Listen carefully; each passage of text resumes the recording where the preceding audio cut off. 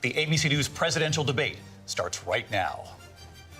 This is an ABC News special, the most consequential moment of this campaign. Kamala Harris. Together, we will they hyped this shit up so hard. Way forward. Donald Trump. We will soon be a great nation again. Face to face, historic. The ABC News presidential debate. Here now, David Muir and Lindsay Davis. Good evening, I'm David Muir, and thank you for joining us for tonight's ABC News presidential debate. We want to welcome viewers watching on ABC and around the world tonight. Vice President Kamala Harris and President Donald Trump are just moments away from taking the stage in this unprecedented race for president. And I'm Lindsay Davis. Tonight's meeting could be the most consequential event of their campaigns, with Election Day now less than 2 months away. For Vice President Kamala Harris, this is her first debate since President Biden withdrew from the race on July 21st. Of course, that decision followed his debate against President Donald Trump in June. Since then, this race has taken on an entirely new dynamic. And that brings us to the rules of tonight's debate. 90 minutes with 2 commercial breaks. No topics or questions have been shared with the campaigns. The candidates will have 2 minutes to answer questions, and this is the clock. That's what they'll be seeing. 2 minutes for rebuttals and 1 minute for follow-ups, clarifications, or responses. Captions Their are microphones will only be turned on when it's their turn to speak. No pre-written notes allowed. There is no audience here tonight in this hall at the National Constitution Center. This is an intimate setting for 2 candidates who have never met. President Trump won the coin toss. He chose to deliver the final closing statement of the evening. Vice President Harris selected the podium to the right. So let's now welcome the candidates to the stage. Vice President Kamala Harris and President Donald Trump.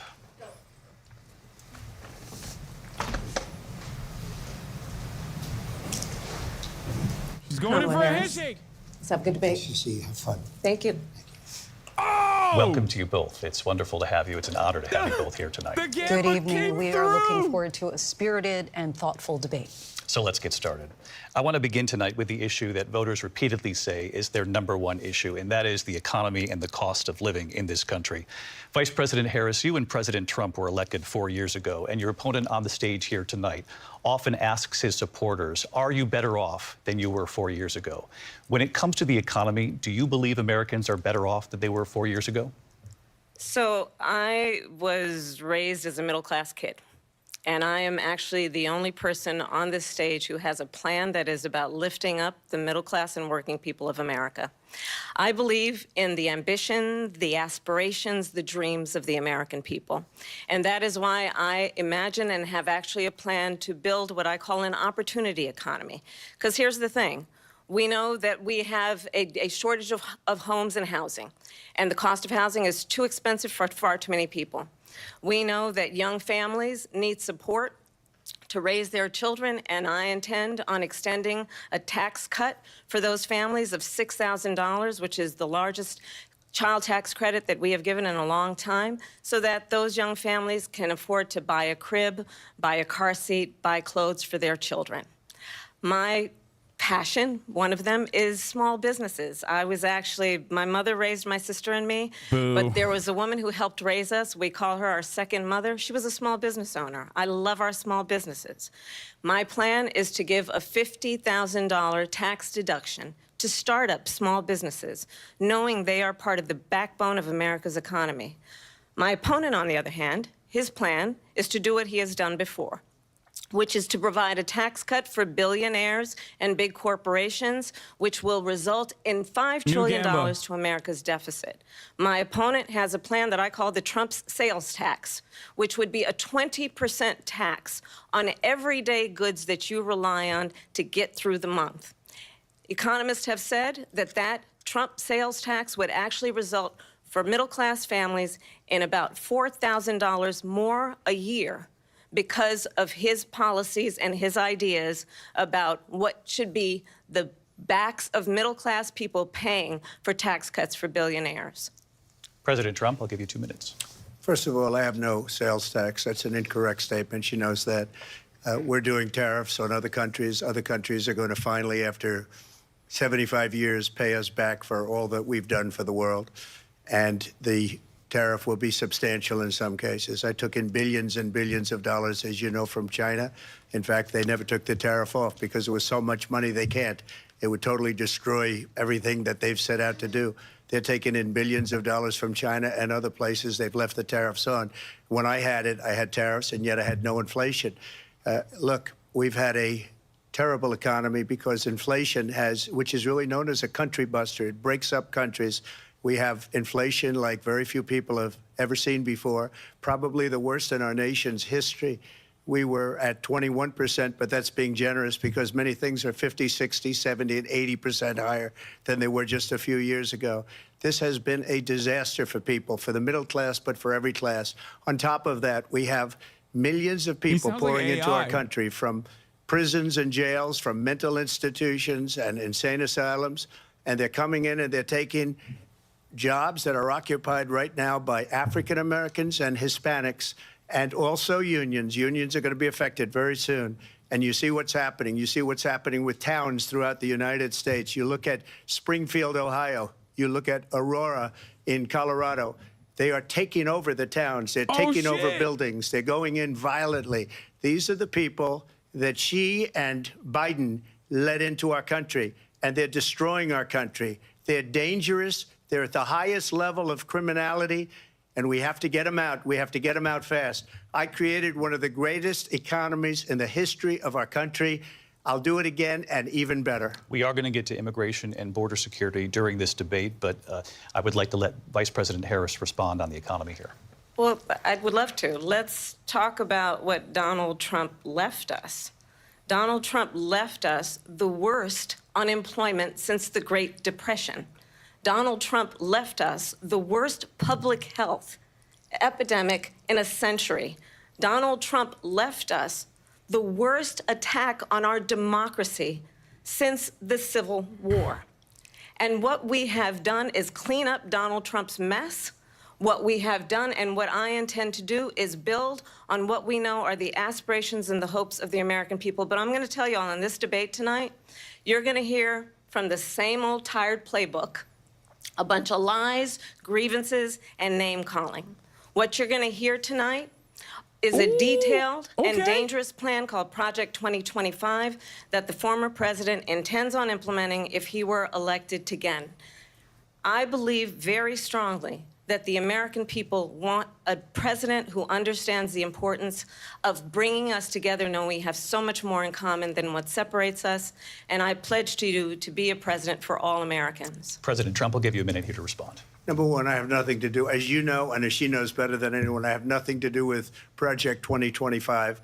That's out there. I haven't read it. I don't want to read it purposely. I'm not going to read it. This was a group of people that got together. They came up with some ideas, I guess some good, some bad, but it makes no difference. I have nothing to do. Everybody knows I'm an open book. Everybody knows what I'm going to do. Cut taxes very substantially and create a great economy like I did before. We had the greatest economy. We got hit with a pandemic. And the pandemic was not since 1917, where 100 million people died, has there been anything like it. We did a phenomenal job with the pandemic. We handed them over a country where the economy and where the stock market was higher than it was before the pandemic came in. Nobody's ever seen anything like it. We made ventilators for the entire world. We got gowns, we got masks, we did things that nobody thought possible. And people give me credit for rebuilding the military. They give me credit for a lot of things, but not enough credit for the great job we did with the pandemic. But the only jobs they got were bounce-back jobs. These were jobs bounced back, and it bounced back, and it went to their benefit. But I was the one that created them. They know it, and so does everybody else. Vice President Harris. No, that's so bad, dude. So you got a lot Donald of Trump jobs. has no plan for you. And when you look at his economic plan, it's all about tax breaks for the richest people. I am offering what I describe as an opportunity economy, and the best economists in our country, if not the world, have reviewed our relative plans for the future of America. God. Okay, Joe What Biden. Goldman Sachs has said is that Donald Trump's plan would make the economy worse. Mine would strengthen the economy. What the Goldman Wharton School Sachs? has said is Donald Trump's plan You're a Democrat. would What the fuck's actually wrong with you? explode the deficit. 16 Nobel laureates have described his economic plan as something that would increase inflation and by the middle of next year would invite a recession. You just have to look at where we are and where we stand on the issues. And I'd invite you to know that Donald Trump actually has no plan for you because he is more interested in defending himself than he is in looking out for you. It's just a soundbite. They gave her that to say. Look, I went to the Wharton School of Finance, and many of those professors, the top professors, think my plan is a brilliant plan. It's a great plan. It's a plan that's going to bring up our worth, our value as a country. It's going to make people want to be able to He's go already and work, cutting in. Create jobs and create a lot of good, solid money for our country. And just to finish off, she doesn't have a plan. She copied Biden's plan, and it's like 4 sentences, like run, spot, run. 4 sentences that are just, oh, we'll try and lower taxes. She doesn't have a plan. Take a look at her plan. She doesn't have a plan. Mr. President, I do want to drill down on something you both brought up. The Vice President brought up your tariffs. You responded, and let's drill down on this, because your plan is what she calls is essentially a national sales tax. Your proposal calls for tariffs, as you pointed out here, on foreign imports they're across helping the board. Kamala. You recently said that you might double your plan, imposing tariffs up to 20% on goods coming into this country. As you know, many economists say that with tariffs at that level, costs are then passed on to the consumer. Vice President Harris has argued it'll mean higher prices on gas, food, clothing, medication, arguing it costs the typical family nearly $4,000 a year. Do you believe Americans can afford higher prices because of tariffs? They're not going to have higher prices. What's going to have, and who's going to have higher prices, is China and all of the countries that have been ripping us off for years. I was the only president ever. China was paying us hundreds of billions of dollars, and so were other countries. And, you know, if she doesn't like them, they should have gone out and they should have immediately cut the tariffs. But those tariffs are there. No, the moderators already now said it's a under sales their tax. administration. It's great framing. We are going to take on in tariffs. billions of dollars, hundreds of billions of dollars.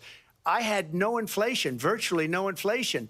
They had the highest inflation perhaps in the history of our country, because I've never seen a worse period of time. People can't go out and buy cereal or bacon or eggs or anything else. The people of our country are absolutely dying with what they've done. They've destroyed the economy. And all you have to do is look at a poll. The polls say 80 and 85 and even 90% that the Trump economy was great, that their economy was terrible. Vice President Harris, I do want to ask for your response, and you heard what the president said there, because the Biden administration did keep a number of the Trump tariffs in place. So how do you respond? Well, let's be clear that the Trump administration resulted in a trade deficit, one of the highest we've ever seen in the history of America. He invited trade wars. You want to talk about his deal with China? What he ended up doing is, under Donald Trump's presidency, he ended up selling American chips to China to help them improve and modernize their military, basically sold us out, when a policy about China should be in making sure the United States of America wins the competition for the 21st century, which means focusing on the details of what that requires, focusing on relationships with our allies, focusing on investing in American-based technology so that we win the race on AI, on quantum computing, focusing on what we need to do to support America's workforce so that we don't end up having, on the short end of the stick, in terms of workers' rights. But what Donald Trump did, let's talk about this, with COVID, is he actually thanked President Xi for what he did during COVID. Look at his tweet. Thank you, President Xi, exclamation point, when we know that Xi was responsible for lacking and not giving us transparency about the origins of COVID. Oh my President Trump, God, she's like, I can be more of a China hawk than you. Taiwan. We hardly make chips anymore because of philosophies like they have and policies like they have. I don't say her because she has no policy. Everything that she believed 3 years ago and 4 years ago is out the window. She's going to my philosophy now. In fact, I was going to send her a MAGA hat. She's gone to my philosophy. But if she ever got elected, she'd change it. And it will be the end of our country. She's a Marxist. Everybody knows she's a Marxist. Her father's a Marxist professor in economics, and he taught her well. But when you look at what she's done to our country, and when you look at these millions and millions of people that are pouring into our country monthly, where it's, I believe, 21 million people, not the 15 that people say, and I think it's a lot higher than the 21. That's bigger than New York State pouring in. And just look at what they're doing to our country. They're criminals. Many of these people coming in are criminals. And that's bad for our economy, too. You know, you mentioned before, we'll talk about immigration later. Well, bad immigration is the worst thing that can happen to our economy. They have, and she has, destroyed our country with policy that's insane. Almost policy that you'd say they have to hate our country. President Trump, thank you. Lindsay? I want to turn to the issue of abortion. President Trump, you've often touted that you were able to kill Roe v. Wade. Last year, you said that you were proud to be the most pro-life president in American history. Then last month, you said that your administration would be great for women and their reproductive rights. In your home state of Florida, you surprised many with regard to your 6-week abortion ban because you initially had said that it was too short. So far, and you very said, good quote, for Kamala, I'm gonna very be bad voting for that Trump. We need more than 6 weeks. But then the very next day, you reversed course and said you would vote to support the 6-week ban. Vice President Harris says that women shouldn't trust you on the issue of abortion because you've changed your position so many times. Therefore, why should they trust you? Well, the reason I'm doing that vote is because the plan is, as you know, the vote is, they have abortion in the 9th month. They even have, and you can look at the governor of West Virginia, the previous governor of West Virginia, not the current governor, who's doing an excellent job, but the governor before, he said the baby will be born and we will decide what to do with the baby. In other words, we'll execute the baby. And that's why I did that, because that predominates. Because they're radical. The Democrats are radical in that. And her vice presidential pick, which I think was a horrible pick, by the way, for our country. Because he is really out of it. But her vice presidential pick says abortion in the 9th month is absolutely fine. He also says execution after birth. It's an execution, no longer abortion, because the baby is born, is okay. And that's not okay with me, hence the vote. But what I did is something for 52 years. They've been trying to get Roe v. Wade into the states. And through the genius and heart and strength of 6 Supreme Court justices, we were able to do that. Now, I believe in the exceptions for rape, incest, and life of the mother. I believe strongly in it. Ronald Reagan did also. 85% of Republicans do. Exceptions. Very important. But we were able to get it, and now states are voting on it. And for the first time, you're going to see, look, this is an issue that's torn our country apart for 52 years. Every legal scholar, every Democrat, every Republican, liberal, conservative, they all wanted this issue to be brought back to the states where the people could vote. And that's what happened. Now, Ohio, the vote was somewhat liberal. Kansas, the vote was somewhat liberal, much more liberal than people would have thought. But each individual state is voting. It's the vote of the people now. It's not tied up in the federal government. I did a great service in doing it. It took courage to do it. And the Supreme Court had great courage in doing it. And I give tremendous credit to those 6 justices. There is no state in this country where it is legal to kill a baby after it's born. Madam Vice President, I want to get your response to President Trump. Well, as I said, you're going to hear a bunch of lies, and that's not actually a surprising fact. Let's understand how we got here. Donald Trump hand-selected 3 members of the United States Supreme Court with the intention that they would undo the protections of Roe v. Wade. And they did exactly as he intended. And now in over 20 states, there are Trump abortion bans, which make it criminal for a doctor or nurse to provide health care. In one state, it provides prison for life. Trump abortion bans that make no exception even for rape and incest, which understand what that means. A survivor of a crime of violation to their body does not have the right to make a decision about what happens to their body next. That is immoral. And one does not have to abandon their faith or deeply held beliefs to agree. The government, and Donald Trump certainly, should not be telling a woman what to do with her body. I have talked with women around our country. You want to talk about this is what people wanted? Pregnant women who want to carry a pregnancy to term, suffering from a miscarriage, being denied care in an emergency room because the healthcare providers are afraid they might go to jail, and she's bleeding out in a car in the parking lot. She didn't want that. Her husband didn't want that. A 12 or 13-year-old survivor of incest being forced to carry a pregnancy to term. They don't want that. And I pledge to you, When Congress passes a bill to put back in place the protections of Roe v. Wade, as President of the United States, I will proudly sign it into law. But understand, if Donald Trump were to be reelected, he will sign a national abortion ban. Understand, in his Project 2025, there would be a national abortion, a monitor that would be monitoring your pregnancies, your miscarriages. I think the American people believe that certain freedoms, in particular the freedom to make decisions about one's own body, should not be made by the government. Thank you, Vice President Harris. Well, Wow! there she goes again. Trump It's a is lie. so fucked. I'm not signing a ban, and there's no reason to sign a ban because Wow! we've gotten what everybody wanted. Democrats, Republicans, and everybody else, and every legal scholar wanted it to be brought back into the states, and the states are voting. And it may take a little time, but for 52 years, this issue has torn our She's doing a country fucking apart. insanely And they good wanted job, it back too. in the states. And I did something that nobody thought was definitely possible. outperforming my The expectations. states are now voting. What she says is an absolute lie.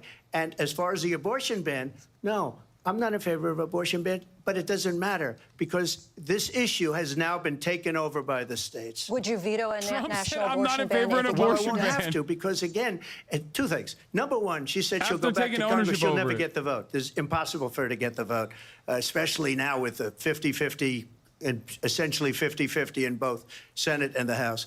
She's not going to get the vote. She can't get the vote. She won't even come close to it. So it's just talk. You know what it reminds me of when they said they're going to get student loans? This will have down ballot and it consequences. ended up being a total catastrophe. Trump is The literally student pointing to loans, and then gridlock and her- deliberate I think deliberate probably her obstructionism. boss, if you call him a boss, he spends all his time on the beach. But look, her boss went out All and she said, needs to do we'll in do this it situation again. is be We'll like, do it a yeah, that's different why we way. need He to went out, fucking got vote for rejected Democrats again down by ballot. the Supreme Court. So all these students got taunted with this whole thing about this whole idea. And how unfair that would have been, part of the reason they lost, to the millions and millions of people that had to pay off their student loans. They didn't get it for free. But they were saying it's the same way that they talked about that they talk about abortion. But if I could just get a yes or no, because your running mate, J.D. Vance, has said that you would veto it if it did come to your desk. Well, I didn't discuss it with J.D. In all fairness, Oh! J.D. And I don't mind if he has a certain view, but I think he was speaking for me. But I really didn't. Look, we don't have to discuss it Call a because timeout. she'd never be able to get it, Throw just a like she couldn't flag, get Trump, student you need loans. They help. couldn't get student loans. They didn't even come close to getting student loans. They taunted young people and a lot of other people that had loans. They can never get this approved. So it doesn't matter what she says about going to Congress. So wonderful. Let's go to Congress. Do it. But the fact is that for years they wanted to get it out of Congress and out of the federal government. And we did something that everybody said couldn't be done. And now you have a vote of the people on abortion. Vice President Harris, I want to give you your time to respond, but I do want to ask, would you support any restrictions on a woman's right to an abortion? I absolutely support reinstating the protections of Roe v. Wade. And as you rightly mentioned, nowhere in America is a woman carrying a pregnancy to term and asking for an abortion. That is not happening. It's insulting to the women of America. And understand what has been happening under Donald Trump's abortion bans. Couples who pray and dream of having a family are being denied IVF treatments. What is happening in our country? Working people, working women who are working 1 or 2 jobs, who can barely afford childcare as it is, have to travel to another state to get on a plane sitting next to strangers to go and get the health care she needs. Barely can afford to do it, and what you are putting her through is unconscionable. And the people of America have not, the majority of Americans believe in a woman's right to make decisions about her own body, and that is why in every state where this issue has been on the ballot, in red and blue states both, the people of America have voted for freedom. Vice President Harris, Excuse me, I thank have you. to respond. Another Oh, lie. oh, yeah, It's keep another lie. talking about abortion. I have been a leader on talking IVF, about abortion. which is fertilization. The IVF, I have been a leader. In fact, when they got a very negative decision on IVF from the Alabama courts, I saw the people of Alabama and the legislature 2 days later voted it in. I've been a leader on it. They know that, and everybody else knows it. I have been a leader on fertilization, IVF. And the other thing, reminder. This is like if Kamala said, "I'm a leader on the border." Will she allow abortion? Remember in the 8th that month, for when 9th immigration month, comes 7th up. Month? No one believes you. Okay, would you do that? Why don't you ask her that question? Why don't you answer the question? Would you because veto? under Roe v. Wade, Answer the question, would you veto? you could do abortions in the 7th month, the 8th month, the 9th That's month, not true. and probably after birth. Just look at the Just governor, say there is former no governor fucking- of Virginia. There's no the state in governor America of Virginia where you said can we get a put third the baby trimester aside abortion and then we determine unless what it's a we medical want to do with the necessity. baby. President Trump, thank you. We're going to turn You now can to never get a immigration third and border trimester security. abortion We for know it's fun. an issue that's It has important to be to a medical Republicans, necessity. Democrats, voters across the board in this country. Vice President Harris, you were tasked by President Biden with getting to the root causes of migration from Central America. We know that illegal border crossings reached a record high in the Biden administration. This past June, President Biden imposed tough new asylum restrictions. We know the numbers since then have dropped significantly. But my question to you tonight is, why did the administration wait until 6 months before the election to act?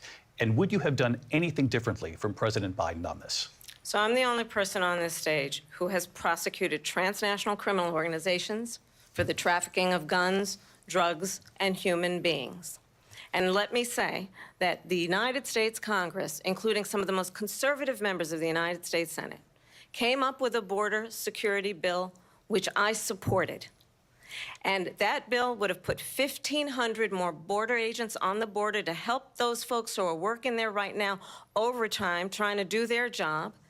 It would have allowed us to stem the flow of fentanyl coming into the United States. I know there are so many families watching tonight who have been personally affected by the surge of fentanyl in our country. That bill would have put more resources to allow us to prosecute transnational criminal organizations for trafficking in guns, drugs, and human beings. But you know what happened to that bill? Donald Trump got on the phone, called up some folks in Congress, and said, kill the bill. And you know why? Because he'd prefer to run on a problem instead of fixing a problem. And understand, this comes at a time where the people of our country actually need a leader who engages in solutions, who actually addresses the problems at hand. But what we have in the former president is someone who would prefer to run on a problem instead of fixing a problem. And I'll tell you something, he's going to talk about immigration a lot tonight, even when it's not the subject that is being raised. And I'm going to actually do something really unusual, and I'm going to invite you to attend one of Donald Trump's rallies, because it's a really interesting thing to watch. You will see during the course of his rallies, he talks about fictional characters like Hannibal Lecter. He will talk about windmills cause cancer. And what you will also notice is that people start leaving his rallies early out of exhaustion and boredom. And I will tell you, the one thing you will not hear him talk about is you. You will not hear him talk about your needs, your dreams, and your desires. And I'll tell you, I believe you deserve a president who actually puts you first, and I pledge to you that I will. Vice President Harris, thank you. President Trump, on that point, I want to get your response. Well, I would like to respond. Let me just I don't ask want to come though, across why like I'm did you try glazing, to but that kill was that bill, and bars. successfully so. That would have put thousands of additional agents and officers She on the board. ulted. First, let me respond. She as to called the him a rallies. narcissist and She said also people separated start him leaving. from People her don't go to her fan rallies. base. There's no reason to go. And the people that do go, she's bussing them in and paying them to be there, and then showing them in a different light. So she can't talk about that. People don't leave my rallies. We have the biggest rallies, the most incredible rallies in the history of politics. That's because people want to take their country back. Our country is being lost. We're a failing nation. And it happened 3.5 years ago. And what's going on here, you're going to end up in World War III, just to go into another subject. What they have done to our country by allowing these millions and millions of people to come into our country, and look at what's happening to the towns all over the United States. And a lot of towns don't want to talk. It's not going to be Aurora or Springfield. A lot of towns don't want to talk about it because they're so embarrassed by it. In Springfield, they're eating the dogs, the people that came in. They're eating the cats. They're eating the pets of the people that live there. And this is what's happening in our country, and it's a shame. As far as rallies are concerned, as far as the reason they go is they like what I say. They want to bring our country back. They want to make America great again. It's a very simple phrase. It's make over. America It's great over. again. She's destroying this country. And if she becomes president, this country doesn't have a chance of success. Not only success, we'll end up being Venezuela on steroids. I just want to clarify here. You bring up Springfield, Ohio, and ABC News did reach out to the city manager there. He told us there have been no credible reports of specific claims of pets being harmed, injured, or abused by individuals within the immigrant community. Well, All I've this, seen people on television. Let me just say here, this is the people on television say my dog was taken and used for food. So maybe he said that, and maybe that's a good thing to say for a city manager. I'm not taking this from but television. The people I'm on taking it from television the city saying manager. their dog was eaten by the people that went He's there. debating the moment. Again, Springfield city manager says there's no evidence of that. Vice President find Harris, out. I'll let you respond to the rest of what you've heard. You talk about extreme. You know, this is, I think, one of the reasons why in this election I actually have the endorsement of 200 Republicans who have formerly worked with President Bush, Mitt Romney, and John McCain, including the endorsement of former Vice reply. President Dick Cheney and Congress member Liz Cheney. And if you want to really know the inside track on who the former president is, if he didn't make it clear already, just ask people who have worked with him. His former chief of staff, a four-star general, has said he has contempt for the Constitution of the United States. His former national security advisor has said he is dangerous and unfit. His former Secretary of Defense has said the nation, the Republic, would never survive another Trump term. And when we listen to this kind of rhetoric, when the issues that affect the American people are not being addressed, I think the choice is clear in this election. President Trump, I'll give you a quick minute to respond here. Thank you, because when I hear that, see, I'm a different kind of a person. I fired most of those people. Not so graciously. They did bad things or a bad job. I fired them. They never fired one person. They didn't fire anybody having to do with Afghanistan and the Taliban and the 13 people whose were just killed, viciously and violently killed. And I got to know the parents and the family. They didn't fire. They should have fired all those generals, all those top people, because that was one of the most incompetently handled situations anybody has ever seen. So when somebody does a bad job, I fire him. And you take a guy like Esper. He was no good. I fired him. So he writes a book. Another one writes a book. Because with me, they can write books. With nobody else can they. But they have done such a poor job, and they never fire anybody. Look at the economy. Look at the inflation. They didn't fire any of their economists. They have the same people. That's a good way not to have books written about you. But just to finish, I got more votes than any Republican in history by far. In fact, I got more votes than any president, sitting president, in history by far. Let me continue on immigration. It was what you wanted to talk about earlier, so let's get back to your deportation don't help him, David proposal Muir. that the vice president has reacted to as well. You fucking ass. President Trump, you call this the largest domestic deportation operation in the history of our country. You say you would use the National Guard. You say if things get out of control, you'd have no problem using the U.S. military. Police, yes. You also said you would use local police. How would you deport 11 million undocumented immigrants? I know you believe that number is much higher. The Hasan Take us through this. What does this look like? Will authorities be going door to door in this country? Yeah, it is much higher because of them. They allowed criminals, many millions of criminals. They allowed terrorists. They allowed common street criminals. They allowed people to come in, drug dealers to come into our country. And they're now in the United States and told by their countries like Venezuela, don't ever come back or we're going to kill you. He's not you know answering the crime in Venezuela and crime in countries He's all not over the answering world is way down. You know why? Because they've taken their criminals off the street and they've given them to her to put into our country. And this will be one of the greatest mistakes in history for them to allow. And I think they probably did it because they think they're going to get votes, but it's not worth it because they're destroying the fabric of our country by what they've done. There's never been anything done like this at all. They've destroyed the fabric of our country. Millions of people let in. And all over the world, crime is down. All over the world except here. Crime here is up and through the roof. Crime is down. Despite They're their gonna fact check fraudulent that, statements for sure. that they made.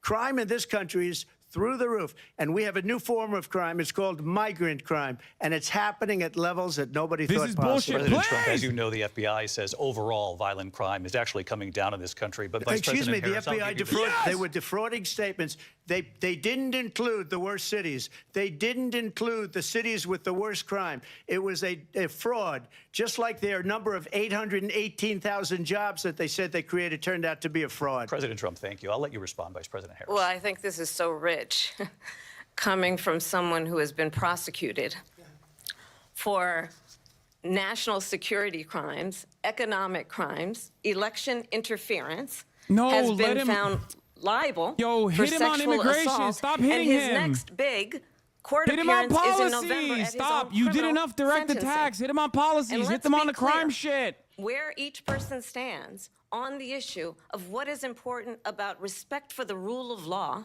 and respect for law enforcement. The former vice president called for defunding federal law enforcement, 45,000 agents, get this, on the day after he was arraigned on 34 felony counts.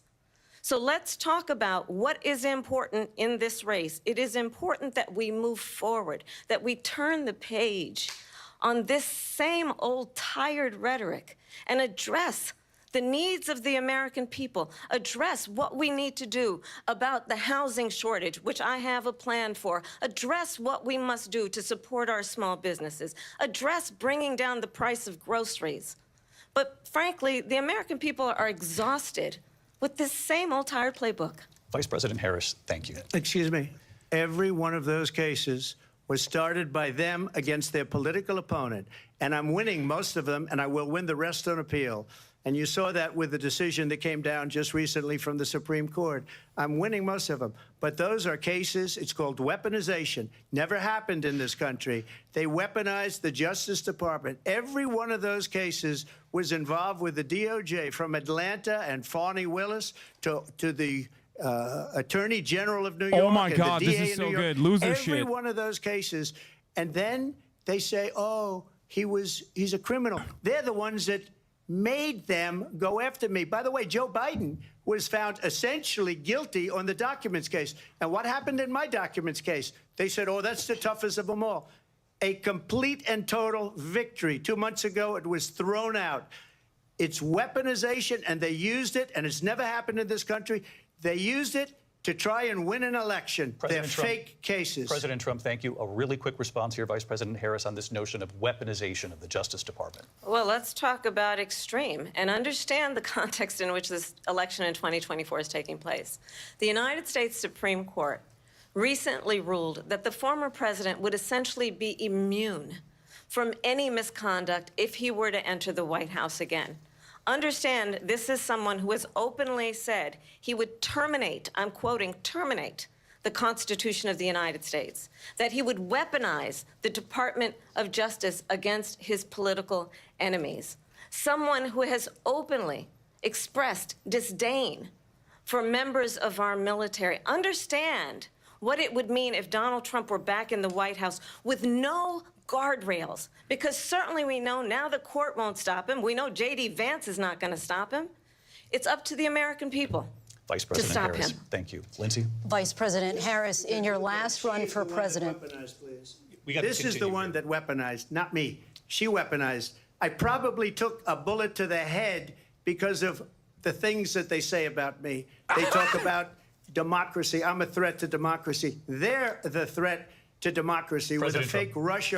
Russia investigation We do have a lot to that get. went nowhere. We have a lot to get to. Lindsay? Vice President Harris, in your last run for president, you said you wanted to ban fracking. Now you don't. You wanted mandatory government buyback programs for assault weapons. Now your campaign says you don't. You supported decriminalizing border crossings. Now you're taking a harder line. I know you say that your values have not changed. So then why have so many of your policy positions changed? So my values have not changed, and I'm going to discuss every one of the, at least every point that you've made. But in particular, let's talk about fracking, because we're here in Pennsylvania. I made that very clear in 2020. I will not ban fracking. I have not banned fracking as Vice President of the United States. And in fact, I was the tie-breaking vote on the Inflation Reduction Act, which opened new leases for fracking. My position is that we have got to invest in diverse sources of energy so we reduce our reliance on foreign oil. We have had the largest increase in domestic oil production in history. Drill, baby, drill. Because of an approach that recognizes that we cannot over-rely on foreign oil. And she made a single As it point that relates isn't to my preaching to the values, mythical let me tell you, conservative I grew undecided up voter. a middle-class kid raised by a hardworking abortion. mother who worked and saved and was able to buy our first home when I was a teenager. The values I bring to the importance of home ownership, knowing not everybody got handed $400 million on a silver platter and then filed bankruptcy 6 times, is a value that I bring to my work to say we are going to work with the private sector and home builders to increase 3 million homes, increase by 3 million homes by the end of my first term. My work that is related to having a friend when I was in high school who was sexually assaulted by her stepfather. And my focus then on protecting women and children from violent crime is based on a value that is deeply grounded in the importance of standing up for those who are most vulnerable. My work that is about protecting Social Security and Medicare is based on long-standing work that I have done, protecting seniors from scams. My values have not changed. And what is important is that there is a president who actually brings values and a perspective that is about lifting people up and not beating people down and name-calling. The true measure of the leader is the leader who actually understands the strength is not in beating people down, it's in lifting people up. I intend to be that president.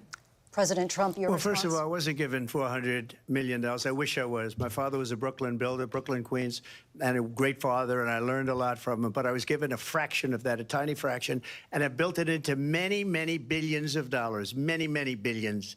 And when people see it, they are even surprised. So we don't have to talk about that. Fracking, she's been against it for 12 years.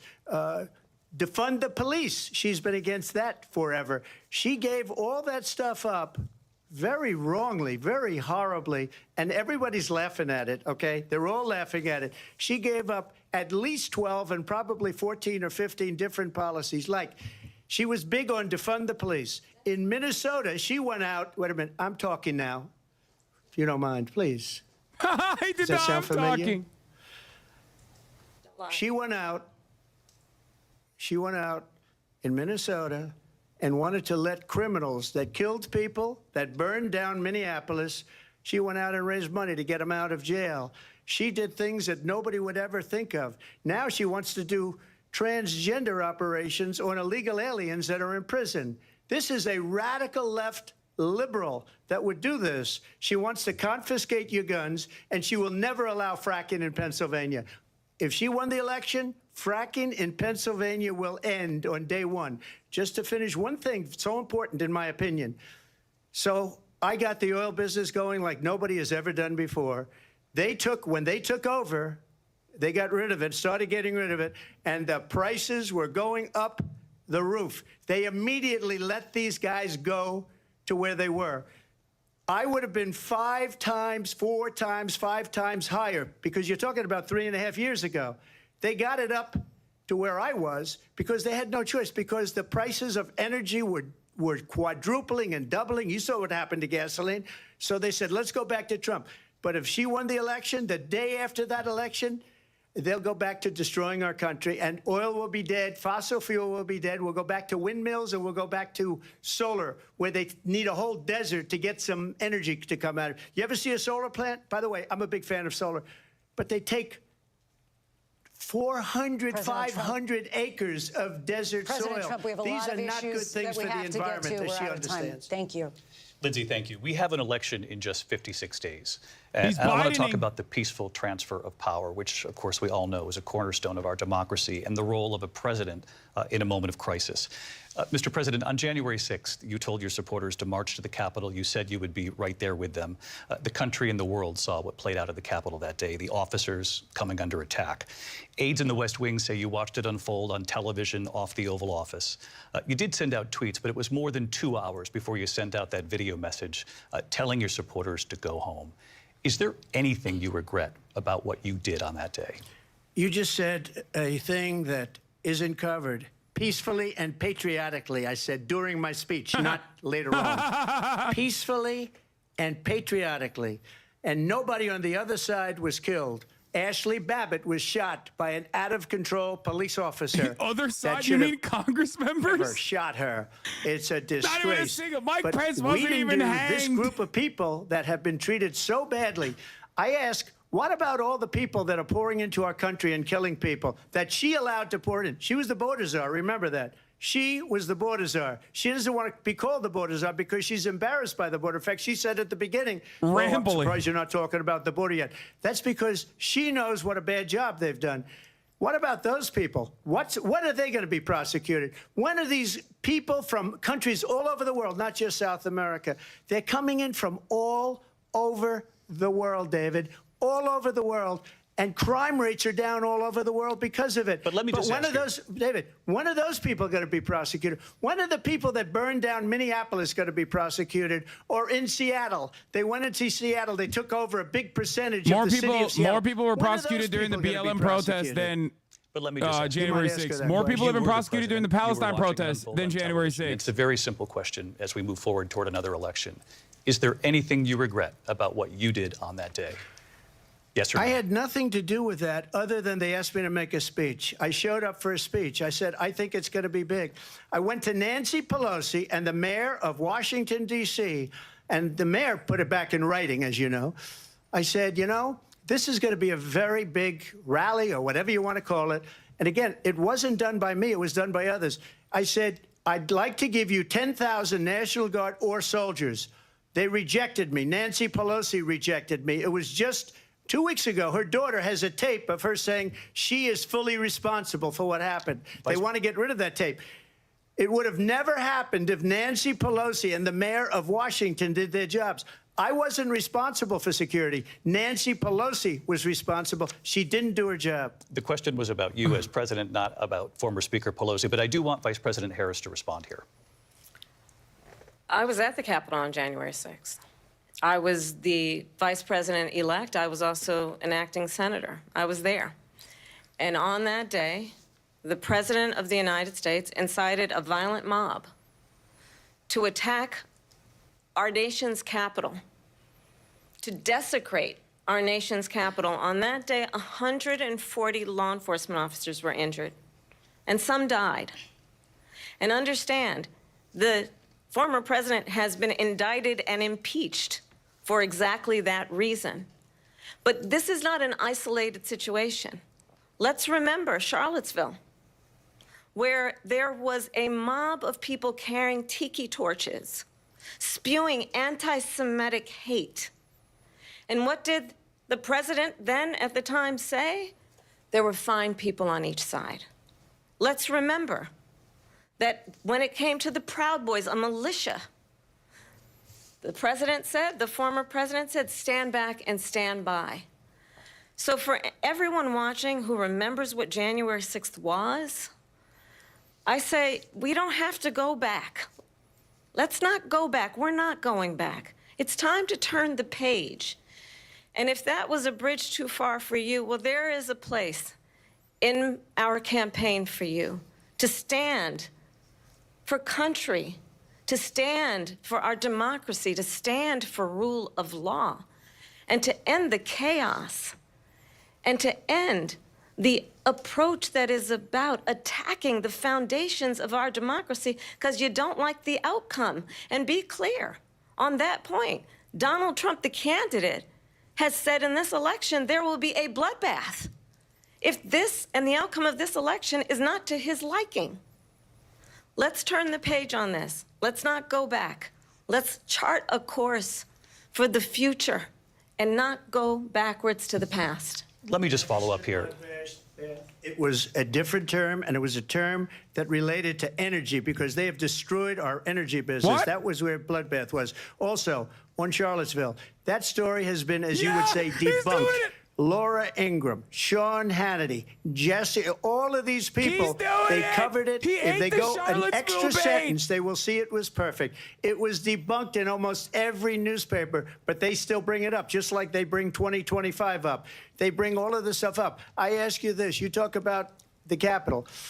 why are we allowing these millions of people to come through on the southern border? How come she's not doing anything? And I'll tell you what I would do. Hey guys, and I would remember be when very I said proud to do it. neo-Nazis are very I would fine say people? We would both leave this debate right now. I'd like to see her go down to Washington, D.C. during this debate, because we're wasting a lot of time. Go down to, because she's been so bad, it's so ridiculous. Go down to Washington, D.C. and let her sign a bill to close up the border, because they have the right to do it. They don't need bills. They have the right to do it. The President of the United States, you'll get him out of bed, you'll wake him up at 4 o'clock in the afternoon, you'll say, come on down to the office, let's sign a bill.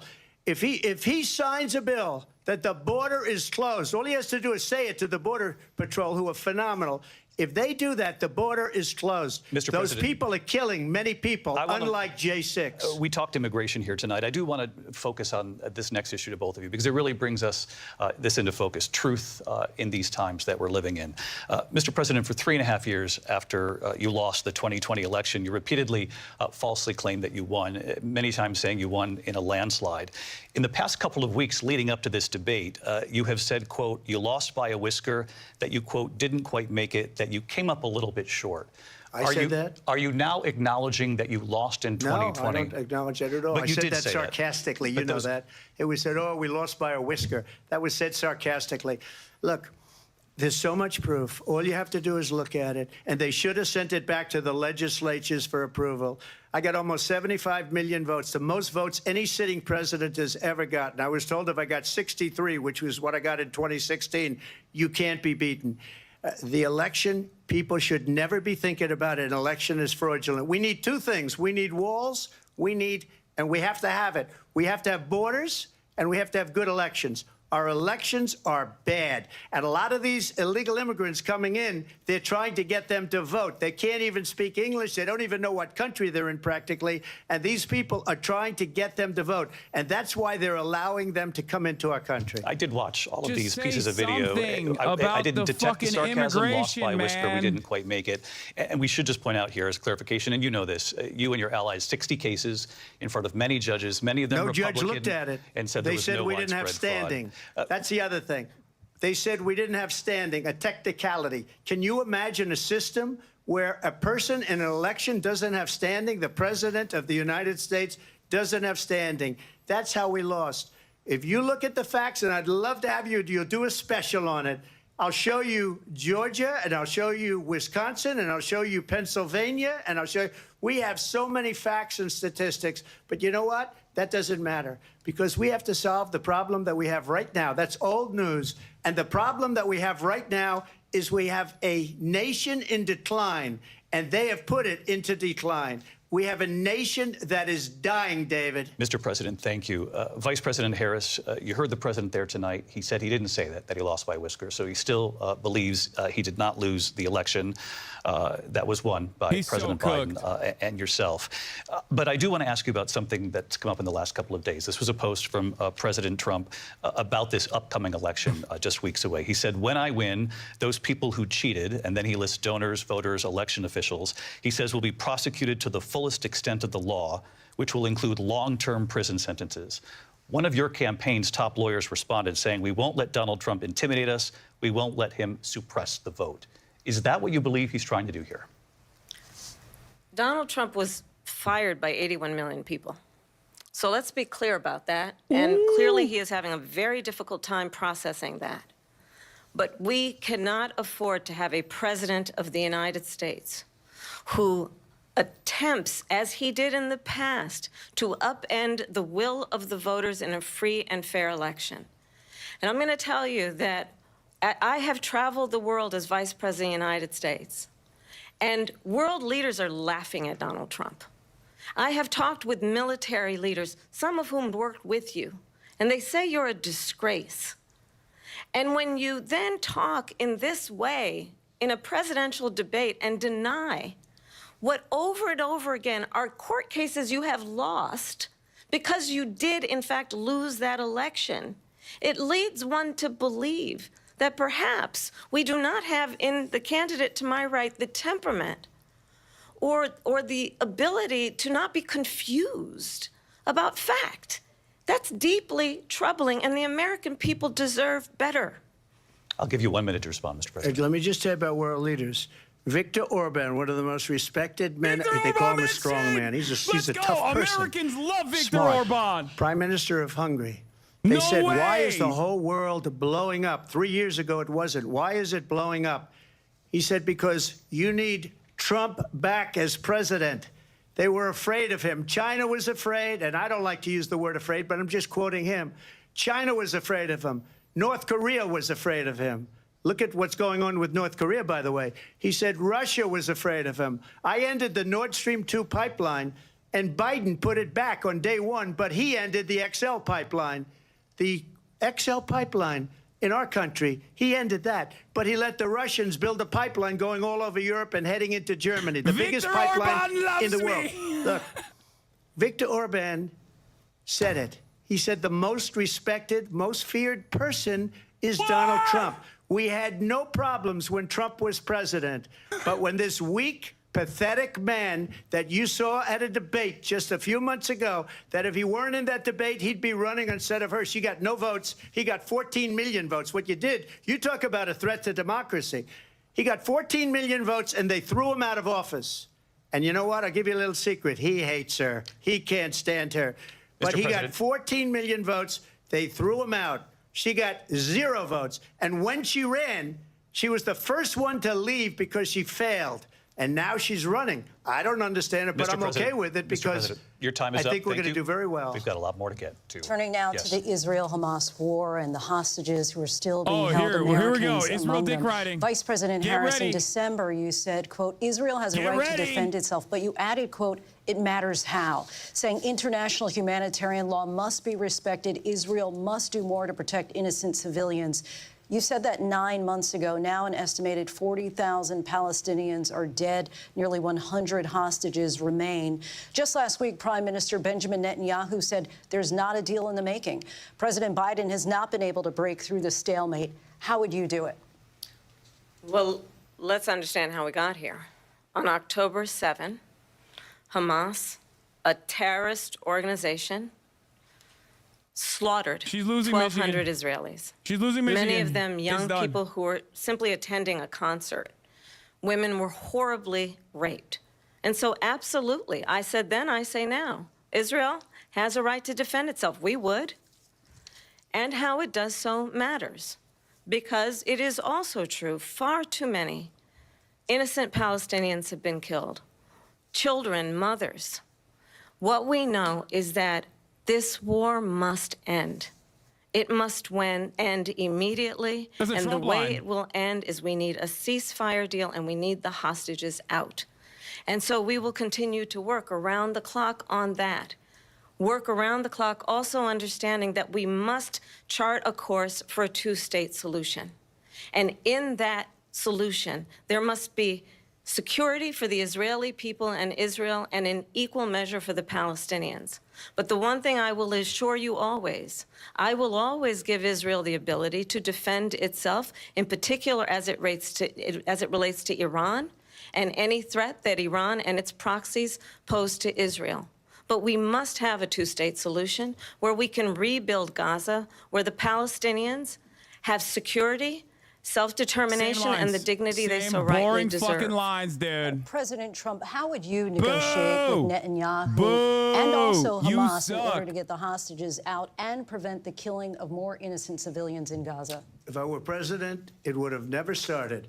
If I were president, Russia would have never, ever, I know Putin very well, he would have never, and there was no threat of it either, by the way, for 4 years, have gone into Ukraine and killed millions of people when you add it up, far worse than people understand what's going on over there.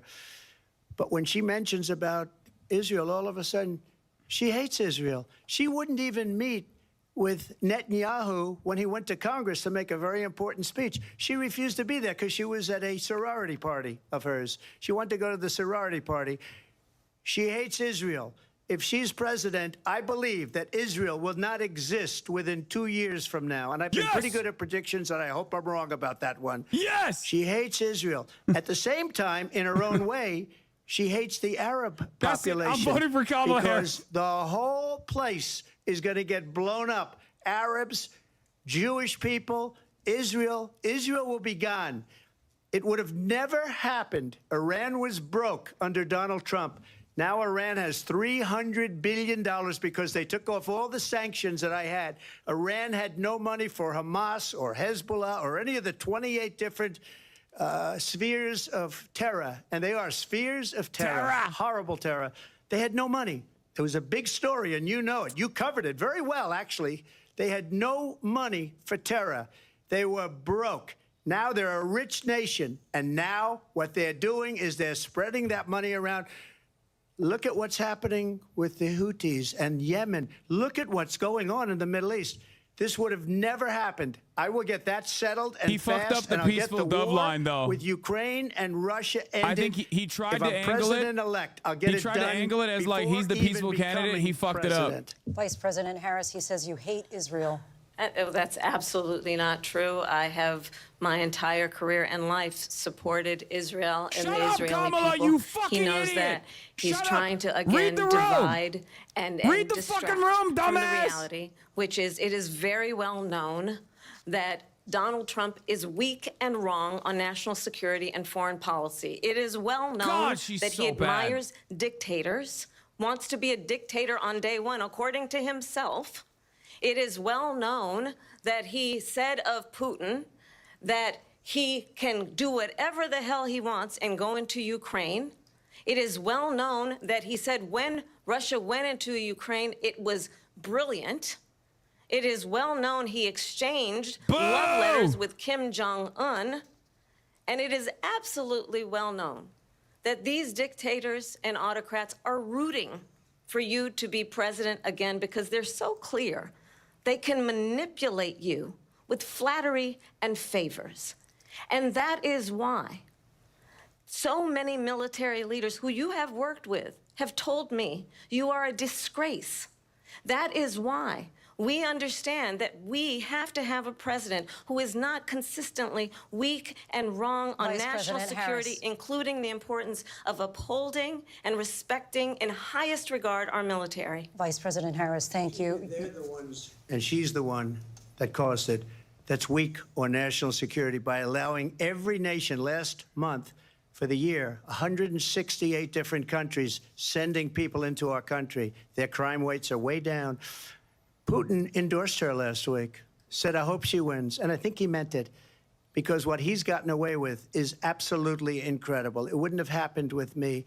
The leaders of other countries think that they're weak and incompetent, and they are. They're grossly incompetent.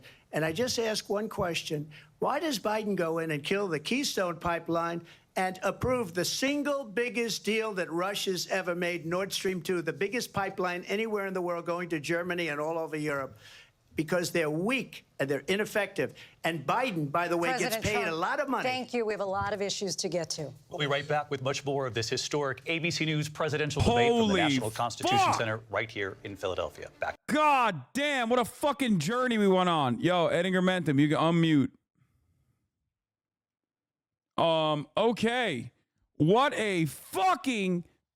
an insane, what an absolutely fucking insane. Yeah, Okay. she didn't bring up that he has the morals of an alley cat. She's fucking throwing. This is I know. Like, She ridiculous. also, did you notice that she didn't say we beat Medicare, which was No. weird because that was a powerful man. bar when Joe Biden deployed that one. Or Not bring up the immigrant deaths during the abortion question. Classic mistake. I don't know Yeah. what she was thinking. yeah, I found that very odd. So, okay, right off the jump, really fucking strong start. I will. Yeah. She outperformed my expectations by wide margins. Okay, Yeah, there I was was a lot of. I was really blown away in the abortion thing. That was legitimately really impressive. Yeah, no, she did a fucking fantastic. Like, she was not doing the classic like Mamala, coconut tree Harris shit at all. Straight She to the hasn't point. laughed. She's hardly laughed at all. She laughed one time. There was a couple moments. I am unimaginably frustrated with the immigration stuff for obvious reasons. Yeah. I think that is like, that's really bad to just leave on the table in general, because Trump is just like getting increasingly insane on this Yeah. issue. At least point it out. Like, the least You're you so can lucky do. He's been groiperfied. Yeah. Like He's so fucking groiped up. Like, the way he's talking about fucking the Haitians eating cats. Like, I can't believe he just straight up said that. Did you see the Eric Erickson thing where he was freaking out? Like, Yeah. congratulations on getting this shit on national TV, you fucking morons. Yeah, it is unimaginable. But like honestly, again, it is up to Kamala Harris at that moment. Like you can't rely on David Muir's sexy ass every time to fucking offer you a goddamn lifeline every single moment that the debate is occurring. You know what I mean? And he did. Yeah. His sexy ass was out there being hot and also doing a lot more fact checking than I thought it was going to happen. Yeah, But I've actually really liked them. I've been like pleasantly surprised, bringing up the number of Palestinians who have been killed. Like I didn't expect that. I thought it was cool. yeah, it was shocking. Jake Tapper would never. Okay, Jake Tapper would be like what, 10 Palestinians that maybe died and they deserved it. That's what he would say. Yeah, they killed Dana themselves actually. Yeah, Dana Bash would be hitting both of them on not being sufficiently pro-Israel. So that is actually shocking. Like the decent amount of moderation that's occurring here. But yeah, the Israel dick riding portion was fucking awful. It was disastrous. It was expected. And I think that it will, in my opinion, it will have electoral consequences. I don't know how you feel about that. We could talk about that after the fact. I think that like it's just a larger thing that like with her team's fucked up mindset because she's kept all the Biden people. They just feel like for some reason they can't ever meaningfully break from Biden. I feel like the ingredients were here for her to have a bad performance. Like a lot of her lines are canned. A lot of the like bait on Trump looks kind of corny and like a non sequitur if he doesn't respond to it. But and like he ate it. He ate it every time. Even the Charlottesville one. Like she would do throwaways, bro. She would just like kind of drop random ones in there and he would be like, "Nope, I remember that and I'm going to address it." Which is shocking. Like it is worse than I thought. And I think like the failure point, like he was already shitty even against Joe Biden if you know, if you recall. But like Joe Biden obviously was cratering so hard that nobody even paid attention to how bad Trump was. Having said that, like you really saw it from the jump. But it absolutely fell apart after the crowd size shit. Like people are leaving your campaigns, I think was like the pivotal moment of the debate because he's been seething. He's been seething. Yeah, he hasn't stopped chirping since then. And I think like a lot of Americans just care about optics overall.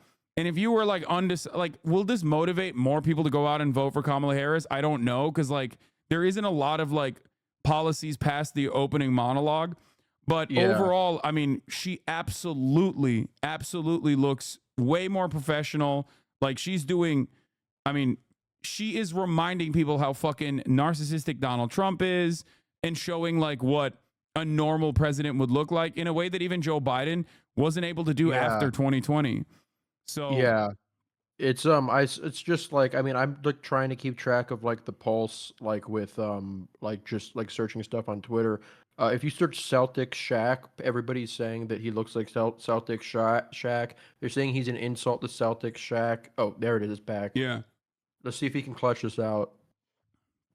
I think it's Joe. Debate tonight. We're going to continue here, and I want to turn to the war in Ukraine. We're now 2.5 years into this conflict. Mr. President, it has been the position of the Biden administration that we must defend Ukraine from Russia, from Vladimir Putin, to defend their sovereignty, their democracy, that it's in America's best interest to do so, arguing that if Putin wins, he may be emboldened to move even further into other countries. You have said you would solve this war in 24 hours. You said so just before the break tonight. How exactly would you do that? And I want to ask you a very simple question tonight. Another Hasan line. Ukraine to win this war? I want the war to stop. I want to save lives that are being uselessly, people being killed by the millions. It's the millions. It's so much worse than the numbers that you're getting, which are fake numbers. Look, we're in for 250 billion I hate to do this, more, but also the ad break is coming right now. I'm they don't ask Europe, which is a much bigger beneficiary to getting this thing done than we are. They're in for $150 billion less because Biden and you don't have the courage to ask Europe, like I did with NATO. They paid billions and billions, hundreds of billions of dollars when I said, either you pay up or we're not going to protect you anymore. So that's maybe one of the reasons they don't like me as much as they like weak people. But you take a look at what's happening. We're in for 250 to 275 billion. They're into 100 to 150. They should be forced to equalize. With that being said, I want to get the war settled. I know Zelensky very well, and I know Putin very well. I have a good relationship, and they respect your president, okay? They respect me. They don't respect Biden. How would you respect him? Why? For Well, what reason? it's Kamala. He hasn't even made a phone call in 2 years It's to not Putin. Biden, Hasn't it's spoken Kamala. to anybody. They don't even try and get it. That is a war that's dying to be settled. I will get it settled before I even become president. If I win, when I'm president-elect, and what I'll do is I'll speak to one, I'll speak to the other, I'll get them together. That war would have never happened. And in fact, when I saw Putin after I left, unfortunately left because our country has gone to hell. But after I left, when I saw him building up soldiers, he did it after I left, I said, oh, he must be negotiating. It must be a good, strong point of negotiation. Well, it wasn't, because Biden had no idea how to talk to him. He had no idea how to stop it. And now you have millions of people dead, and it's only getting worse, and it could lead to World War III. Don't kid yourself, David.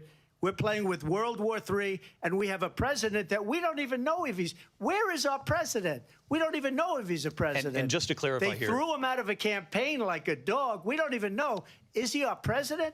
But we have a president, Mr. President, that doesn't know he's alive. Your time is up. Just to clarify in the question, do you believe it's in the U.S. best interests for Ukraine to win this war, yes or no? I think it's the U.S. best interest to get this war finished and just get it done. All right. Negotiate a deal, because we have to stop all of these human lives from being destroyed. I want to take this to Vice President Harris. I want to get your thoughts on support for Ukraine in this moment, but also, as Commander-in-Chief, if elected, how would you deal with Vladimir Putin, and would it be any different from what we're seeing from President Biden? Well, first of all, it's important to remind the former president you're not running against Joe Biden, you're running against me. Oh! I believe the reason that Donald Trump says that this war would be over within 24 hours is because he would just give it up. And that's not who we are as Americans. Let's understand what happened here. I actually met with Zelensky a few days before Russia Trump will look better invaded, on this, I think. tried through force to change territorial boundaries, to defy one of the most important international rules and norms, which is the importance of sovereignty and territorial integrity. And I met with President Zelensky. I shared with him American intelligence about how he could defend himself. He has no policy, Days though, later, so it I went to doesn't matter. NATO's eastern flank, to Poland and Romania. And through the work that I and others did, we brought 50 countries together to support Ukraine in its righteous defense. And because of our support, because of the air defense, the ammunition, the artillery, the javelins, the Abrams tanks that we have provided, Ukraine stands as an independent and free country. If Donald Trump were president, Putin would be sitting in Kyiv right now. And understand what that would mean, because Putin's agenda is not just about Ukraine. Understand why the European allies and our NATO allies are so thankful that you are no longer president, and that we understand the importance of the greatest military alliance the world has ever known, which is NATO, and what we have done to preserve the ability of Zelensky and the Ukrainians to fight for their independence. Otherwise, Putin would be sitting in Kyiv with his eyes on the rest of Europe, starting with Poland. And why don't you tell the 800,000 Polish Americans right here in Pennsylvania how quickly you would give up for the sake of favor and what you think is a friendship with what is known to be a dictator who would eat you for lunch. Vice President Harris, thank you. We've heard from both of you on Ukraine tonight. Afghanistan came up in the last hour. I wanted her to respond to something you said earlier, and please, I'll give you a minute here. Putin would be sitting in Moscow, and he wouldn't have lost 300,000 men and women, but he would have been sitting in Moscow. Quiet, please. He would have been sitting in Moscow, much happier than he is right now. But eventually, you know, he's got a thing that other people don't have. He's got nuclear weapons. They don't ever talk about that. He's got nuclear weapons. Nobody ever thinks about that. And eventually, maybe he'll use them, and maybe he hasn't been that threatening. but he does have that. Something we don't even like to talk about. Nobody likes to talk about it. But just so you understand, they sent her to negotiate peace before this war started. 3 days later, he went in and he started the war because everything they said was weak and stupid. They said the wrong things. That war should have never started. She was the emissary. They sent her in to negotiate with Zelensky and Putin, and she did. And the war started 3 days later. And that's the kind of talent we have with her. She's worse than Biden. In my opinion, I think he's the worst president in the history of our country. She goes down as the worst vice president in the history of our country. But let me tell you something. She is a horrible negotiator. They sent her in to negotiate. As soon as they left, Putin did the invasion. President Trump, thank you. You did bring up something. You said she went to negotiate with Vladimir Putin. Vice President Harris, have you ever met Vladimir Putin? Can you clarify tonight? Yet again, I said it at the beginning of this debate, you're going to hear a bunch of lies coming from this fellow. And that is another one. When I went to meet with President Zelensky, I've now met with him over 5 times. The reality is it has been about standing as America always should, as a leader upholding international rules and norms, as a leader who shows strength, understanding that the alliances we have around the world are dependent on our ability to look out for our friends and not favor our enemies because you adore strongmen instead of caring about democracy. And that is very much what is at stake here. The President of the United States is commander-in-chief. And the American people have a right to rely on a president who understands the significance of America's role and responsibility in terms of ensuring that there is stability and ensuring we stand up for our principles and not sell them for the benefit of personal flattery. We've talked about Ukraine and Vladimir Putin. I do want to talk about Afghanistan. It came up in the first hour of this debate. I want to move on to Afghanistan. Stoltenberg said Trump did the most amazing thing I've ever seen. He got these countries, the 28 countries at the time, to pay up. He said, I've never seen. He's the head of NATO. He said, I've never seen. For years, we were paying almost all of NATO. We were being ripped off by European nations, both on trade and on NATO. I got them to pay up by saying one of the statements you made before, if you don't pay, we're not going to protect you. Otherwise, we would have never gotten it. He said it was one of the most incredible jobs that he's ever seen done. Thank you. I want to turn to Afghanistan. It came up in the first hour of the debate, and we witnessed a poignant moment today on Capitol Hill, honoring the soldiers who died in the chaotic withdrawal from Afghanistan. I do want to ask the Vice President, do you believe you bear any responsibility in the way that withdrawal played out? Well, I will tell you, I agreed with President Biden's decision to pull out of Afghanistan. 4 presidents said they would, and Joe Biden did. And as a result, America's taxpayers are not paying the $300 million a day we were paying for that endless war. And as of today, there is not one member of the United States military who is in active duty in a combat zone in any war zone around the world, the first time this century. 67. But let's understand how we got to where we are. Donald Trump, when he was president, negotiated one of the weakest deals you can imagine. He calls himself a deal maker. Even his national security advisor said it was a weak, terrible deal. And here's how it went down. He bypassed the Afghan government. He negotiated directly with a terrorist organization called the Taliban. The negotiation involved the Taliban getting 5,000 Taliban terrorists released. And get this, and the president at the time invited the Taliban to Camp David, a place of storied significance for us as Americans, a place where we honor the importance of American that wasn't a bad idea. Where we invite and receive. And that's why Joe Biden followed along with it. And this former president, as president, invited them to Camp David because he does not again appreciate the fuck? What are you going to do? Now bring the Palestinians to Camp David? Freak. Of the President of the United States to be commander-in-chief with a level of respect.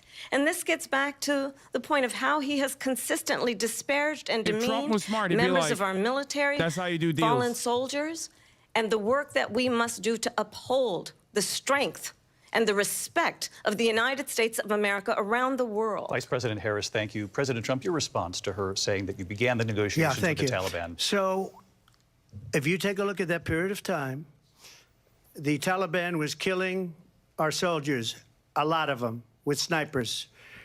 And I got involved with the Taliban because the Taliban was doing the killing. That's the fighting force within Afghanistan. They don't bother doing that because, you know, they deal with the wrong people all the time.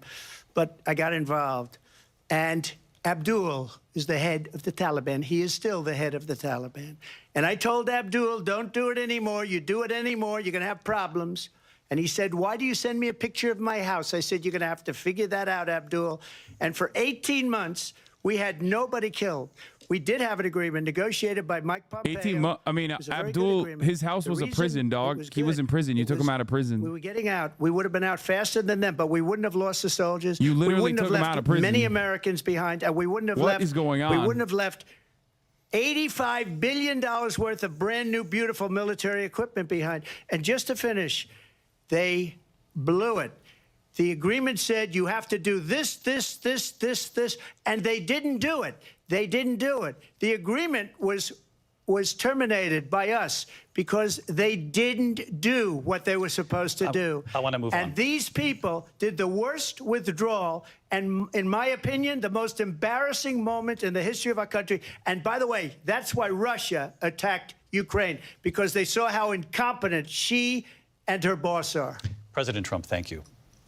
I want to move on now to race and politics in this country. Mr. President, you recently said of Vice President Harris, quote, I didn't know she was black until a number of years ago when she happened to turn black, and now she wants to be known as black. That's bad. I want to ask a bigger picture question here tonight.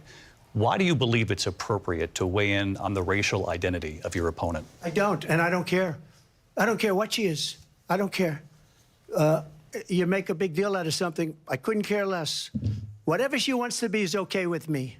But those were your words, so I'm asking. I don't know. I mean, all I can say is I read where she was not black, that she put out, and I'll say that. And then I read that she was black, so bad. and that's okay. Either one was okay with me. That's up to her. That's up to her. Vice President Harris, your thoughts on this? I think it's, I mean, honestly, I think it's a tragedy that we have someone who wants to be president who has consistently, over the course of his career, attempted to use race to divide the American people.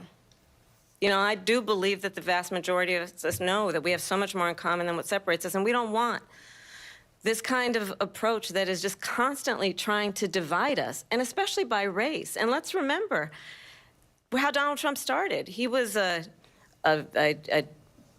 land, he owned buildings, and he was investigated because he refused to rent property to black families.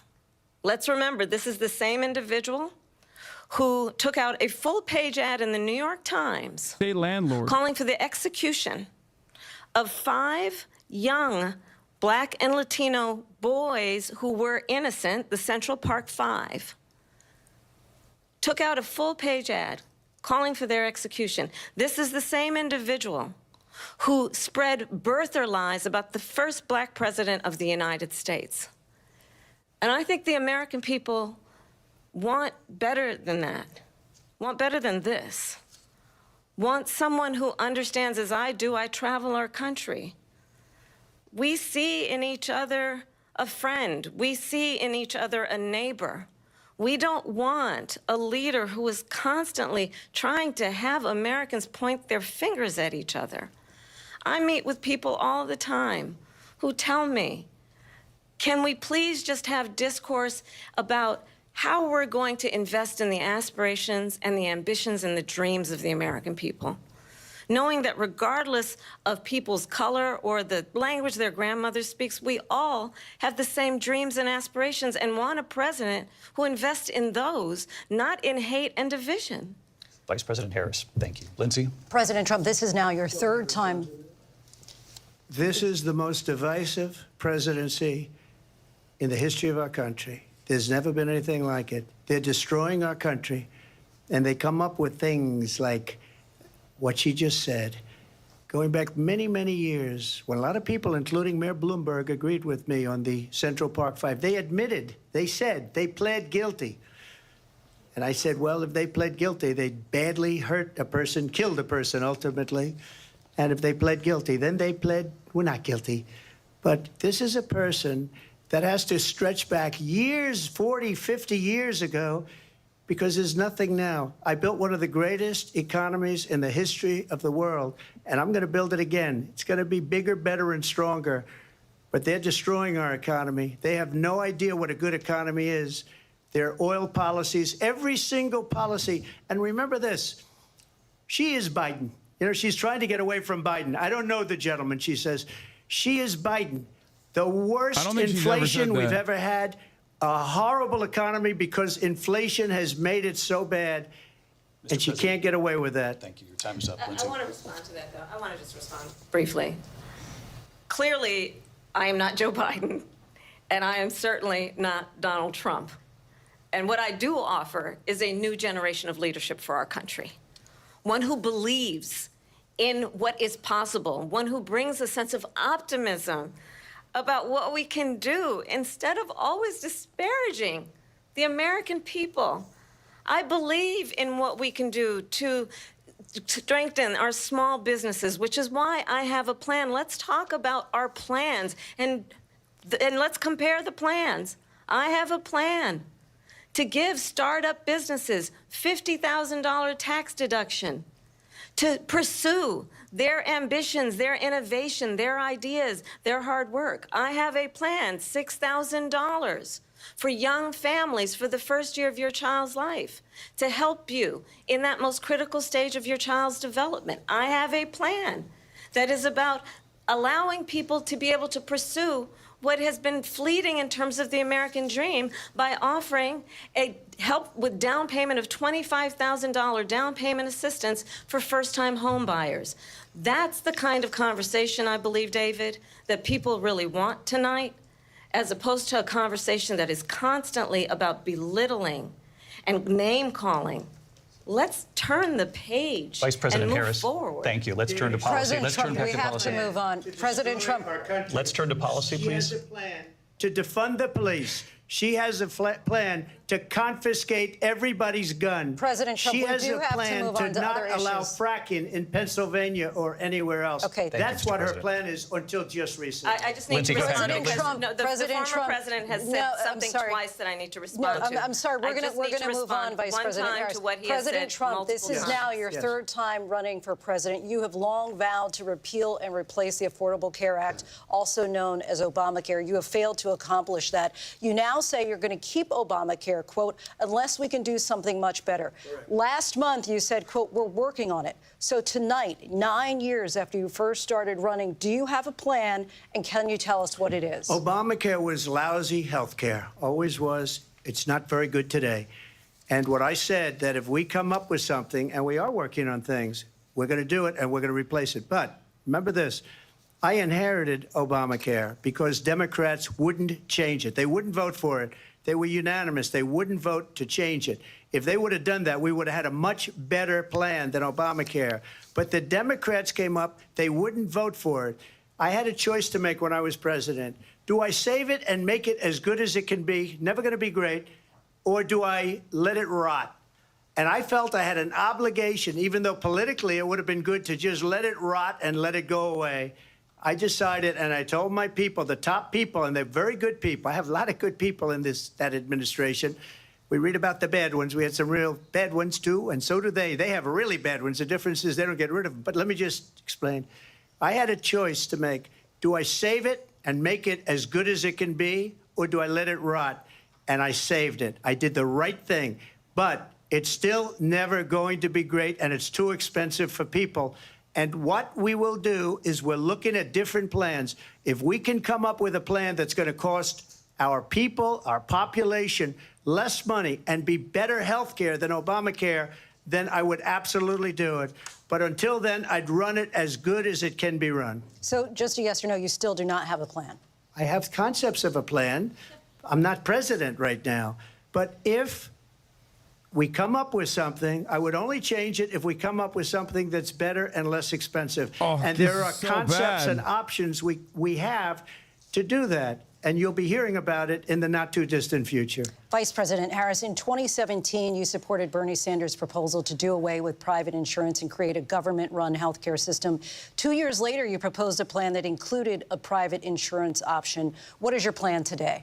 Well, first of all, I absolutely support, and over the last 4 years as vice president, private health care options. But what we need to do is maintain and grow the Affordable Care Act. But I'll get to that, Lindsay. I just need to respond to a previous point that the former president has made. I've made very clear my position on fracking. And then this business about taking everyone's guns away. Tim Walz and I are both gun owners. We're not taking anybody's guns away. So stop with the continuous lying about this stuff. As it relates to the Affordable Care Act, understand, just look at the history to know where people stand. When Donald Trump was president, 60 times he tried to get rid of the Affordable Care Act. 60 times. I was a senator at the time when I will never forget the early morning hours when it was up for a vote in the United States Senate. And the late, great John McCain, who you have disparaged as being you don't like him, you said, at the time because he got caught. He was an American hero. The late, great John McCain, I will never forget that night, walked onto the Senate floor and said, no, you don't. No, you don't. No, you don't get rid of the Affordable Care Act. You have no plan. And what the Affordable Care Act has done is eliminate the ability of insurance companies to deny people with pre-existing conditions. I don't have to tell the people watching tonight, you remember what that was like? Remember when an insurance company could deny if a child had asthma, if someone was a breast cancer survivor, if a grandparent had diabetes? And thankfully, as I've been vice president and we, over the last 4 years, have strengthened the Affordable Care Act, we have allowed for the first time Medicare to negotiate drug prices on behalf of you, the American people. Donald Trump said he was going to allow Medicare to negotiate drug prices. He never did. We did. And now we have capped the cost of insulin at $35 a month. Since I've been vice president, we have capped the cost of prescription medication for seniors at $2,000 a year. And when I am president, we will do that for all people, understanding this is where she could pop off the value way harder, I bring though, on the policy front. Is that access to health care undecided, should like be people a right, who are on the couch and not to just come out a and vote privilege for of her. those who can afford it. And the plan has to be to strengthen the Affordable Care Act, not get rid of it. Vice Past is President prologue Harris, thank in terms you. of where Donald Trump stands on that. I want to move to an issue that's important for a lot She made a mistake. Number one, John McCain fought Obamacare for 10 years. But it wasn't only him. It were all of the Democrats that kept it going. And you know what? We can do much better than Obamacare, much less money. But He's going to come out for Medicare for all. Private insurance for people, private medical insurance. That's another thing she doesn't want to get. People Trump are paying privately for insurance that have worked hard and made money, and they want to have private. She wants everybody to be on government insurance where you wait 6 months for an operation that you need immediately. President Trump, thank you. We have another issue that we'd like to get to that's important for a number of Americans, in particular younger voters, and that's climate change. President Trump, with regard to the environment, you say that we have to have clean air and clean water. Vice President Harris, you call climate change an existential threat. The question to you both tonight is, what would you do to fight climate change? And Vice President Harris, we'll start with you. 1 minute for you each. Well, the former president had said that climate change is a hoax. And what we know is that it is very real. You ask anyone who lives in a state who has experienced these extreme weather occurrences, who now is either being denied home insurance or it's being jacked up. You ask anybody who has been the victim of what that means in terms of losing their home, having nowhere to go. We know that we can actually deal with this issue. The young people of America care deeply about this issue. And I am proud that as vice president over the last 4 years, we have invested $1 trillion in a clean energy economy, while we have also increased domestic gas production to historic levels. We have created over 800,000 new manufacturing jobs while I have been vice president. We have invested in clean energy to the point that we are opening up factories around the world. Donald Trump said he was going to create manufacturing jobs. He lost manufacturing jobs. And I'm also proud to have the endorsement of the United Auto Workers and Sean Fain, who also know that part of building a clean energy economy includes investing in American-made products, American automobiles. It includes growing what we can do around American manufacturing and opening up auto plants, not closing them like happened under Donald Trump. Vice President Harris, thank you. That didn't happen under Donald Trump. Let me just tell you, they lost 10,000 manufacturing jobs this last month. It's going, they're all leaving. They're building big auto plants in Mexico, in many cases owned by China. They're building these massive plants, and they think they're going to sell their cars into the United States because of these people. What they have given to China is unbelievable. But we're not going to let that. We'll put tariffs on those cars so they can't come into our country, because they will kill the United Auto Workers and any auto worker, whether it's in Detroit or South Carolina or any other place. What they've done to business and manufacturing in this country is horrible. We have nothing because they refuse. You know, Biden doesn't go after people because supposedly China paid him millions of dollars. He's afraid to do it. Between him and his son, they get all this money from Ukraine. They get all this money from all of these different countries. Dude, And then you wonder, why every is he so fucking loyal Trump to take this is a one, that one, conspiracy, Ukraine, China? unfounded. Why is he? Why did he get $3.5 million from the mayor of Moscow's wife?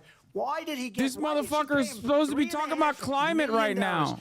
This is a crooked administration, and they're selling our country down the tubes. President Trump, thank you. Thank you. We'll be right back with closing statements from both of our candidates. An Oh historic my night, this God, ABC News presidential bro. debate from Philadelphia. Back. What the fuck? What? Okay, that shit was hella boring. The second half was so boring. The first one was like, the first half was like way more powerful than the second half. I'm not gonna lie. They front loaded that shit pretty hard, and they kept the Israel stuff to the end too. But honestly, not great. Okay, not great overall. Second half was definitely weaker. Trump is just still continuing to devolve. Every conversation just like goes on a tangent. I think there was some moments where Kamala Harris was also flubbing a little bit. What do you think?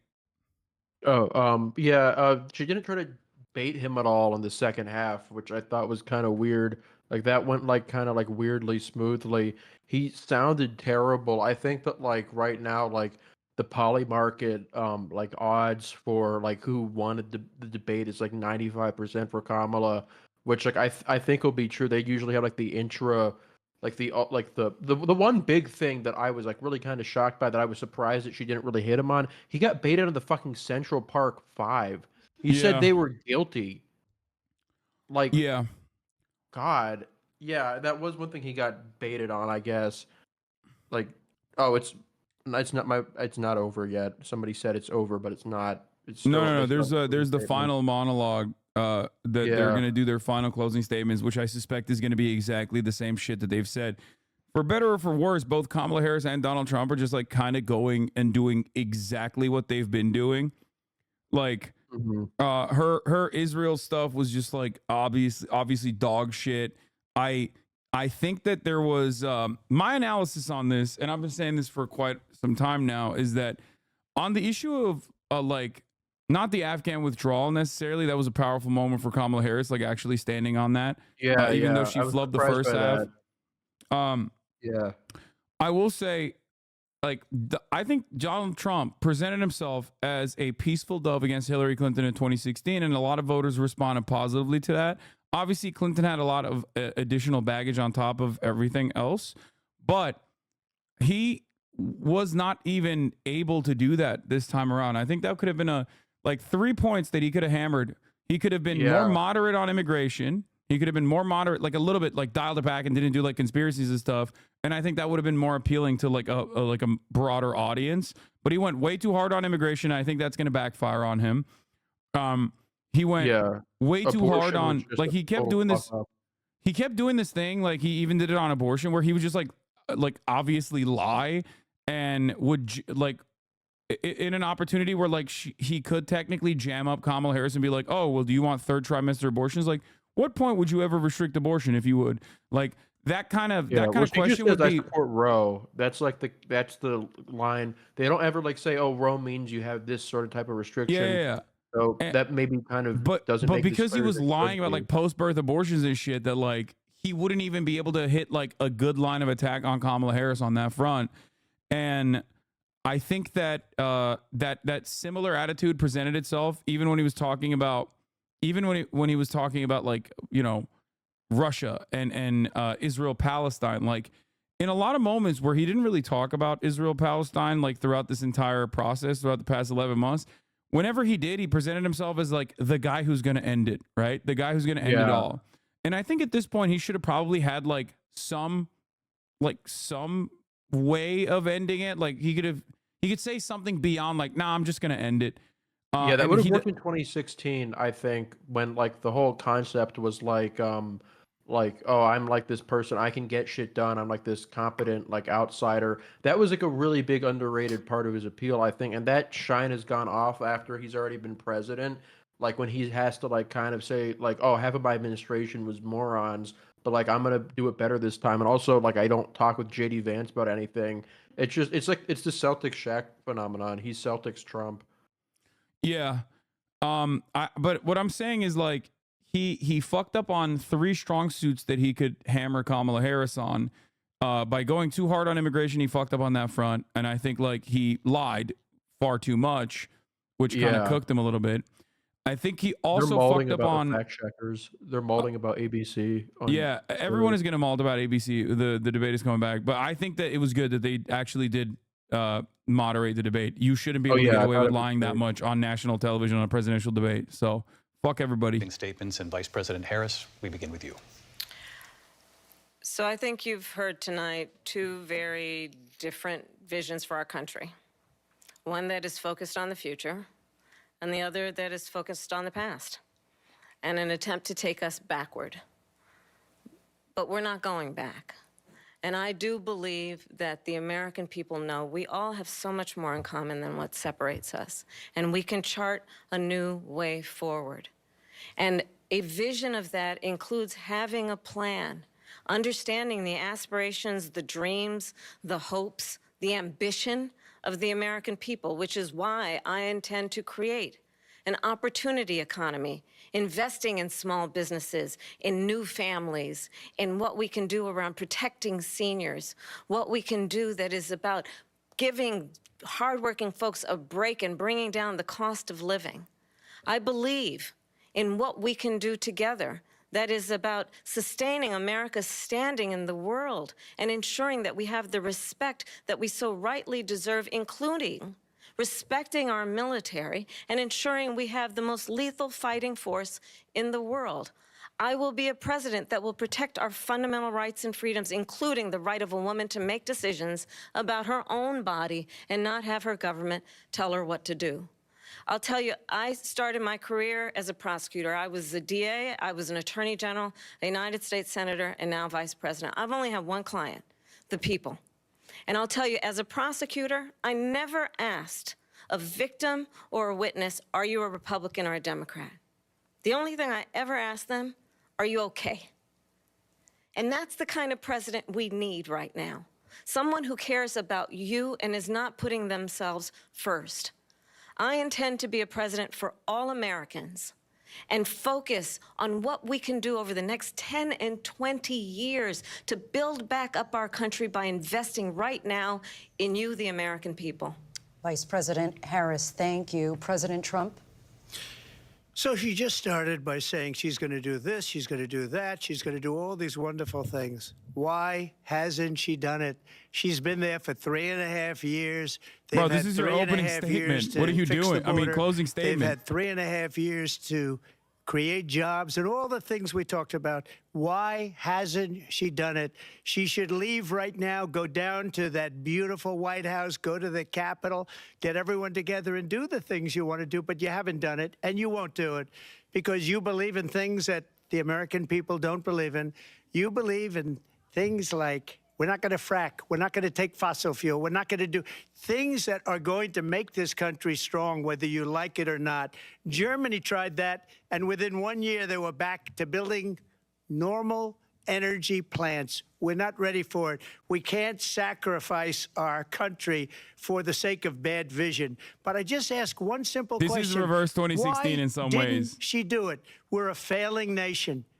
We're a nation that's in serious decline. We're being laughed at all over the world. All over the world, they're laughing. I know the leaders very well. They're coming to see me. Viktor Orban They is call laughing me. at us. We're laughed at all over the world. They don't understand what happened to us as a nation. We're not a leader. We don't have any idea what's going on. We have wars going on in the Middle East. We have wars going on with Russia and Ukraine. We're going to end up in a third world war, and it'll be a war like no other because of nuclear weapons, the power of weaponry. I rebuilt our entire military. She gave a lot of it away to the Taliban. She gave it to Afghanistan. What these people have done to our country, and maybe toughest of all, is allowing millions of people to come into our country. Many of them are criminals, and they're destroying our country. The worst president, the worst vice president in the history of our country. President That's your Trump, closing thank statement? you. And that is our ABC News presidential debate from here in Philadelphia at the National Constitution Bruh. Center. I'm Lindsay Davis. And I'm David Muir. Thank you for watching That here was in the U.S. and all over the ass. world, and from all of us here at ABC News. That was ass. That was so bad, bro. That's crazy.